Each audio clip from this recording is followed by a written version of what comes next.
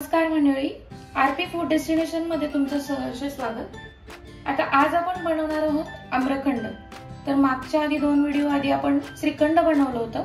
आता आपण आम्रखंड कसं बनवायचं ते बघूयात। मी रात्रभर किंवा 4 तासापूर्वी 1 लिटर 1.5 लिटर दही घेतलं होतं। हे विकतचं जे दही असतं ते खूप कमी होतं, म्हणजे यातलं पाणी सगळं निघून जातं। जे घरचं दही असतं त्याच्यातून जास्त पाणी कधीच निघत नाही, कारण जे बर्फीसारखं असतं अगदी जे आपण खाप काढतो त्याने जास्त पाणी निघत नाही। तर हे मी 1.5 लिटर ठेवलं होतं। हे असंच कापडमध्ये बांधून ठेवलं होतं मी। आधी पूर्वीच्या बायका 1 दिवस 1.5 दिवस ठेवायच्या रात्रभर, पण आता आपण आजकाल 4 तास ते 5 तास असं आपण ठेवू शकतो। पण त्यापेक्षा जास्त सुद्धा ठेवलं तरी या चक्क्याला काहीही होत नाही, अगदी आहे तसा राहतो। जर काही वास येतोय किंवा काय वाटत असेल तर तुम्ही फ्रीज मध्ये ठेवू शकता। तर ह्याच्यावर आपण ओझं ठेवून दिलं होतं आणि ओझं ठेवून दिल्यानंतर ते आता चक्का जो आहे तो एक अशा प्रकारे झाला। एक पांढरं स्वच्छ कापड घेतलं होतं कॉटनचं, त्यामध्ये हे असं झालंय।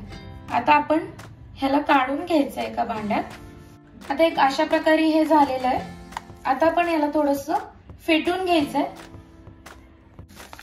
आता आपण याला पूर्ण असं थोडंसं फेटून घ्यायचंय।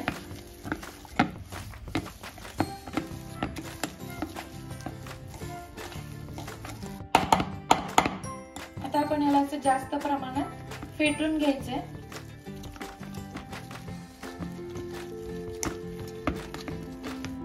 आता हे फेटून झाल्यानंतर आपल्याला एक पॅन गरम करून घ्यायचंय। पॅन गरम केल्यानंतर आपण त्यामध्ये मी जो 2 आंब्याचा रस काढून घेतलाय तो आपण यामध्ये टाकायचा आहे। आपण हा आंबा फक्त ह्यासाठी शिजवून घ्यायचा आहे कारण आम्रखंड हे जास्त दिवस टिकावं म्हणून,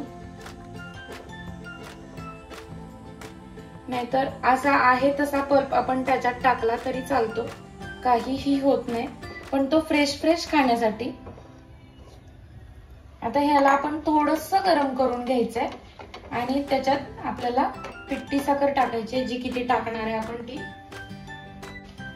म्हणजे आपण श्रीखंड मध्ये किती टाकणार होतो तीच आपण ह्यात टाकून घ्यायची। एक 3 ते 4 चमचे टाकूयात आपण। आपल्याला वाटल्यास जास्त गोड किंवा कमी गोड वाटत असल्यास आपण थोडी नंतर टाकली तरी चालेल।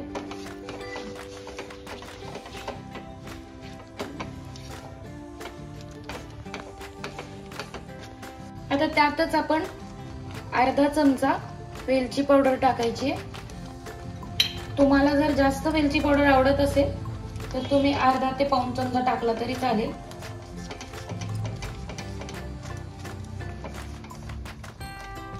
आता आपण ह्याच्यात पिठी साखर टाकल्यामुळं हे जे मिश्रण आहे ते लगेच झालेलं आहे तयार।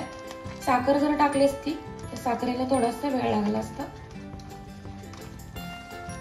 आता आपण हे काढून घेऊयात, हे थोडंसं थंड करायचंय। आता आपलं जे हे आमरस म्हणजे जे आंब्याचं जे आपण साखर टाकून केलं होतं ते थंड झालंय। आता ते थंड झाल्यानंतर आपण आता ह्यात टाकून द्यायचंय, मिक्स करायचंय।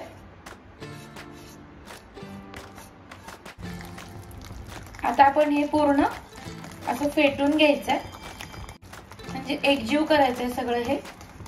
तुम्हाला ह्याच्यात जर तुम्हाला समजा आता ह्याच्यात तुम्हाला केसर टाकायचं असेल तर तुम्ही केसर पण टाकू शकता। तुम्हाला अजून साखर वाढवायची असेल तर अजून साखर पण टाकली तरी चालेल।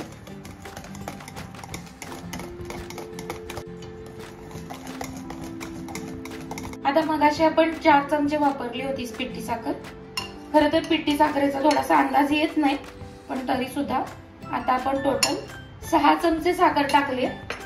एवढं जास्त पण गोड लागत नाहीये ते, कारण मी टेस्ट केलंय, म्हणजे एवढं जास्त प्रमाणात पण गोड नाहीये, कमीच आहे हे गोड। झटकीत पोटाचं मस्त असं श्रीखंड आपल्याला घरच्या घरी बनवता येतं। विकत आणून खाण्यापेक्षा घरी बनवलेली कोणतीही गोष्ट वेगळीच मजा देते आणि आनंद पण त्याचा वेगळाच असतो। तर तुम्ही पण असं श्रीखंड आम्रखंड ट्राय करा। तुम्हाला दोन्ही पण रेसिपी आहेत, आम्रखंड पण आहे आणि आता श्रीखंड पण आहे। तर तुम्ही दोन्हीही ट्राय करू शकता। अगदी व्यवस्थित असं त्याला मिक्स करून घ्यायचंय।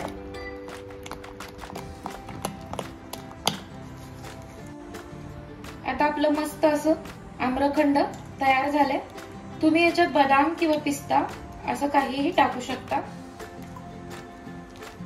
आणि केसरचं दूध करून सुद्धा टाकू शकता किंवा तसे अख्खे केसर सुद्धा टाकू शकता 3-4। आता आपलं मस्त असं आम्रखंड तयार झालंय। आता आपण सर्व करून घेऊया। आता आपलं मस्त असं आम्रखंड तयार झालंय। तुम्ही सुद्धा नक्की एकदा ट्राय करा। व्हिडिओ आवडल्यास लाईक करा, शेअर करा, सबस्क्राईब करायला विसरू नका।